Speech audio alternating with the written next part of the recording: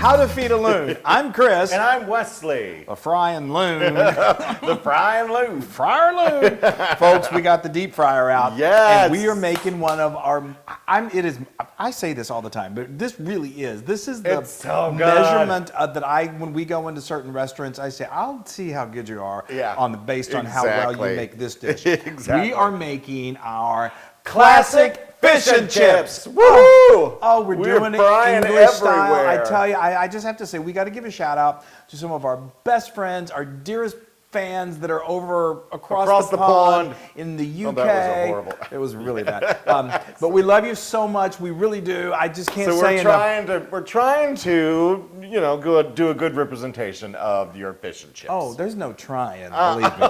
This is primo. This is so awesome. Well, let's start off with the chips first. Okay, well, so there's, this is not I hate to say that it's not simple, but there's some stages involved in this, and you have to kind of do some preparation. Especially if you want your chips crispy. Well, yes, because we're not only doing fried fish, which we're going to talk about in a moment, but we're also making some French fries. And we're going to do it all in one swoop. Yeah. So the key, let's talk about the French fries first. So the key to getting perfect, foolproof French fries is to cook them in 2 stages. Yes. First of all, let's cut the fries. So what I like to do is I have my little trusty thing called a mandolin, and that makes it really easy. If you don't have a mandolin, no big deal. Just get a knife, and you're going to cut, It's great, and cut you just strips. Yeah. But I just get, you can get big, large potatoes. You want to get russet, large potatoes, and just. There's a julienne setting, isn't there? It's a julienne setting, and then you make these beautiful little French fry shapes. Again, if you don't have that, all you got to do is just cut it with a knife and make. It doesn't have to be perfect by any means.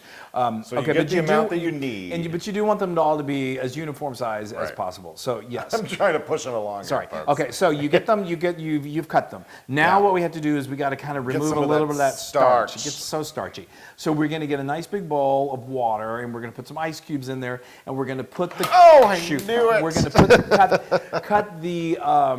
He says I'm dramatic. We're going to put the cut French fries into that bowl. So the reason that did that, and I've talked about this before, this is a deep fryer that we love to use. If you don't have one of these, no problems. You're just going to probably need 2 pots of oil. But that thing is really sensitive. It comes out, you blow on it, it comes out. Yeah. And that's for a good reason, because if a child walks by, he does not want to catch that and someone pull that who on. has giant hand gestures. Anyway, or doing his Why hair don't you like move over just a little? So we have, you've digressed. Okay, so we put them in the start. We're getting rid of the starch. Okay, so now that's going to take about 30 minutes. So now we want to set our oil to 330 degrees Fahrenheit, which is kind of on the lower side. What this is going to do is just going to start to cook the potatoes. Can I interrupt? After you've had them in the bath water, you want to dry them off. Yes, right. Yes, absolutely. You don't want to put anything wet into the hot oil. We take them out. We get a towel, and you get them good and dry. And then you heat the first the first frying is going to be at 330. So you get it up to 330, which is what you just said. Yes. Once it's there, plunge them in for 2 minutes. Yes. And then after they're done for 2 minutes, they're right here. Yeah. We're at the second stage right now. We've already done that. So again, the first batch of this process is cooking the fries on a low level temperature. Yeah. Now we're going to increase the temperature to 365. 365, and that's the temperature that we're going to cook both the fish and the second round of fries. And when we do the second round of fries, they're going to get really crisp. And we're going to keep them in there for 4 minutes instead of 2 minutes. Yeah, and they're going to be spectacular. Yeah. So before we do that, I'm going to guard this little thing. Thank you. So now before we do this, we're going to make our batter that we're going to use on our fish. This is our traditional beer batter. I just think it's the best. It's really, really good. So good. And this fish right here, these are fillet. This is cod fillet. This is about 6 or 7 ounces. If you can find these fillets that are cut like this is great. I just got this at our local supermarket. But sometimes they're not beautifully filleted like this. But that's okay. They can be a little different shaped. Make sure people can see it at home. Get your hands out of the way, There you go. Isn't that great? Oh, great, thanks. Okay, so so what I love to use is cod. Cod is very, very traditional. You want to use a white, flaky fish Yes. because that's what's going to cook perfectly in the hot oil.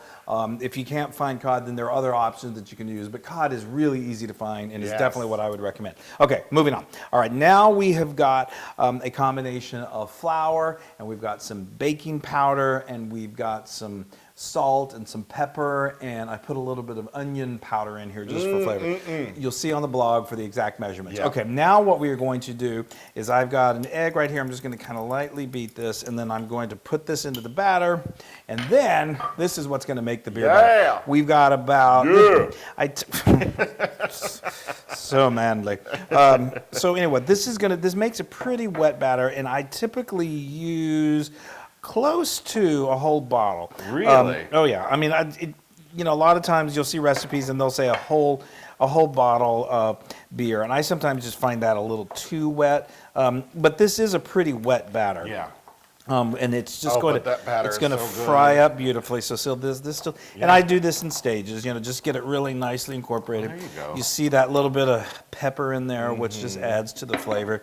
Okay, so now let me just talk a little bit.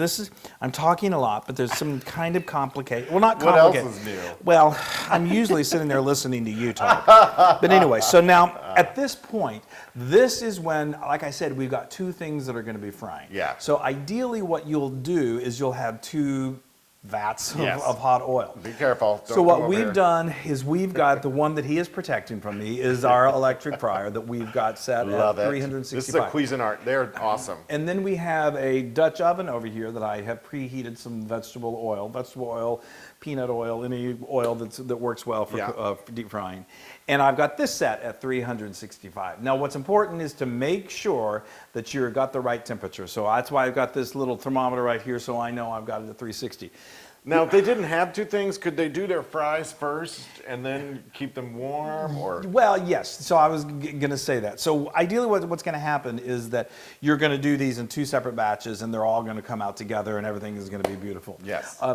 If you don't want to do the two fryer path, and that's Or if you completely don't have the understandable. capability, yeah. Or if you just, you can do that. You don't even have to have this. You can just use two pots over on the stove. Right. But what I was going to say is you can do the fries on the low temperature, increase the temperature to that, and then do the fish.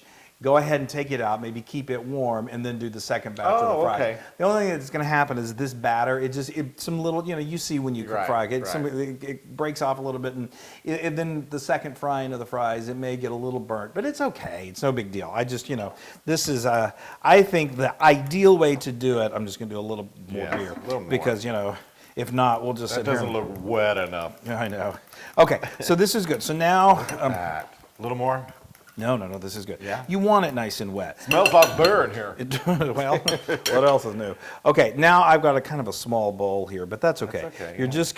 just gonna put that in there. You So think? while you do that, so I'm gonna then, I guess those are about ready to go into the fryer. Yeah, and All right, so then I'll put mine in. I'm gonna set this so these, remember I said these go at 365, and this is the second batch, or the second frying, not the second batch. the second frying. And I'm gonna put it's at 365, and I'm put it for 4 minutes. You And set then- in a timer for 4 minutes. Yep, and then I'm just gonna lower it in there. And when they're done, this will beep at me, and then Chris is gonna go over here and fry those. Probably not for 4 minutes, but 7 minutes. Okay, so now I got You're mine just gonna going, get you the- get yours going. get the excess going. Now, because you've got 2 batches of fries to go, so Yeah. that's why we get yours started before ours. But anyway, this is so amazing. I love this. Now this is No, gonna, I don't have 2 batches of fries. I'm just doing this 1 batch. Oh, I thought we were cooking 2 batches. Well, Nope. typically the recipe calls for 2 batches. So you would start the first batch, and then finish been it, a long and day. you can go ahead and keep those warm, and then you're going to do the All second right. batch. So those are gonna fry, these are gonna fry, and we're gonna come back and we're gonna have fish and chips. Yeah. So this is like I said, this takes about 7 minutes. You'll know when it's perfectly golden and beautiful. Oh, yours does take longer than mine. I thought mine was longer. Sorry. Okay, we'll see you in just a moment. Oh, My Lord. gosh, this is a fried fish. Yeah, fried heaven. Festival. Look at heaven. So yeah. these look amazing. Yeah. I'm just gonna salt these up. Yeah, liberally. get those a little bit of salt. Now look at these babies. Are these not beautiful? So like I said, these took about 7 to 8 minutes. You know, when they're cooking in there, now, one of the things that you got to remember when you're cooking on the stovetop versus the electric deep fryer is that the electric deep fryer really helps maintain the heat. When you drop the battered fish into the hot oil, Yes, it's that's going to right. lower that temperature of that oil. So then you're going to need to kind of crank the heat up and bring it back up. You know, it takes a little bit of time. That's normal. That's okay. But just remember to do that. And then, you know, what I use is a couple of forks to, yeah, if you want to start plating. I'm gonna plate it. Start putting the building the this is the fish and chips. So I like to put my chips on the bottom underneath my fish. Yes. And those are so nice, beautifully crisp on the outside, those. soft and tender on the I'm not inside. gonna They're eat one I mean, yet. that is a perfect French fry, or a chip, we shall say. Yeah. And anyway, so these are perfectly cooked as well. I got them out with just like a metal spatula or a spider, whatever you've got, and just put them on a plate with some paper towels. Those look great. And they're just beautiful. Bring me one of those bad boys. Oh, am I bringing it over there? Yes. We'll talk about these little babies too. Oh yes, and we like to make hush puppies as well, and we have a video for it on our blog.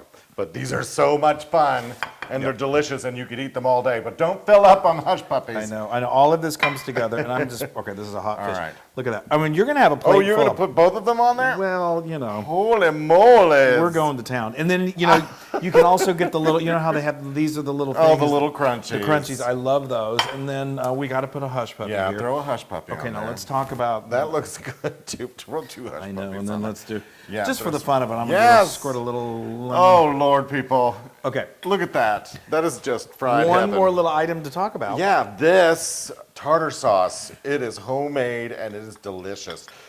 Once Get again, the recipe on the blog. On the blog. But I'm going to leave that over there because I'm going to bring my fish and chips over to that. Okay, and then one of my favorite things, I just love having malt vinegar Oh, handy. right. Sorry, I got to do it. I know. Malt vinegar is available at all your stores. And We anyway, love malt vinegar. I do a combination of malt vinegar and the You know tartar what? sauce. That's a good idea. I'm going to do some of this tartar sauce right on top. Look how of that. fresh that is. Okay. All right, people. I'm going in. That's a plate full of fish and chips. Yes. It has been a long day, and I'm going to enjoy this fish and chips. Oh, is it good and flaky? Look at that, yes. So good. Wow, that's a big Oh, piece. look at that. That is beautiful. Look at that I mean, fish. that's what I love about cod. It's just so Yes. flaky. Yes.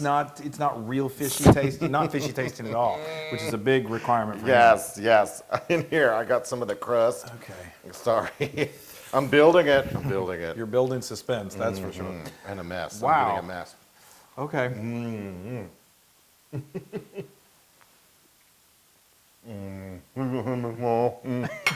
What? Oh, It's like sitting in an English pub. that is amazing. I wish we were. Oh, I know. With Is- a pint. Yeah. People. Yeah. That fish is so good. That batter is delicious. It's perfect. I fish could and just chip. eat the batter. Well. All right. Well, let me have a chip first. Oh yeah. Oh, and we normally serve this with a little ketchup too to dip yours up. There are a lot of elements to this that are so That is so good. Oh my stars. All right. The fish and the chips are very good. Oh good. And you know what else they are? What? 100% Loon approved. The fish and the chips? Fish and the chips. Wow, Well, so that's of like- course the chips are because I did the chips. Oh well, of course. That's like 200%. That's awesome. Oh, that's fantastic. That's so exciting. So let me. I'm gonna dip this in our Look at that fish, you guys. Look at how. I do want to say that. Look Did at I that. say this?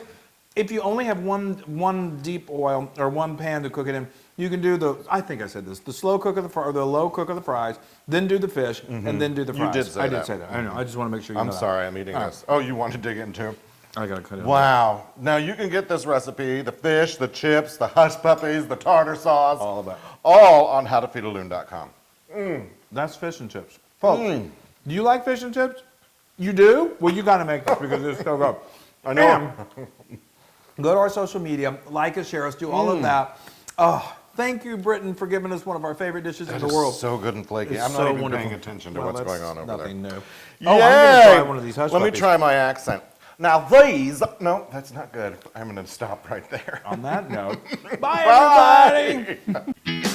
Hey, everybody. Hey, now if you like what you saw, make sure you subscribe to our YouTube channel. That's right. And to get more amazing recipes like Yeah. this, just click right here. Click, subscribe, Do it all. subscribe. Just click and subscribe.